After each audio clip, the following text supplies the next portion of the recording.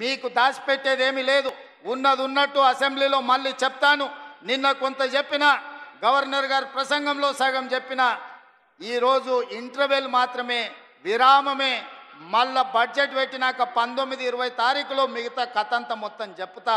రాష్ట్రంలో ఉన్న కేసీఆర్ చేసిన పాపాల చిట్ట విప్పుతా. మీరందరూ వినండి. ఖచ్చితంగా తెలంగాణ రాష్ట్రాన్ని బాగు చేద్దాం. మనమే చేసుకోవాలి, మనమే నడుము బిగించాలి. మీరందరూ అండగా నిలబడాలి. ఇవాళ వాళ్ళందరూ ఏందో పోయినట్టు, కొల్లగొట్టుకపోయినట్టు వాళ్ళ ఆస్తిని.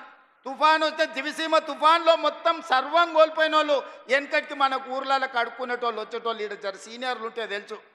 దివిసీమ తుఫాన్లో సర్వం కోల్పోయినాం, మాకేమని ఉంటే బతకడానికి వచ్చినామని గ్రామాలకు వచ్చేటోడు. దివిసీమ తుఫాన్లో కొట్టుకపోయిన వాళ్ళకంటే వాళ్ళ కుటుంబం దిగాలు పడిపోయి ఉన్నారు. అధికారం శాశ్వతం అనుకున్నారా అని నేను అడుగుతున్నా.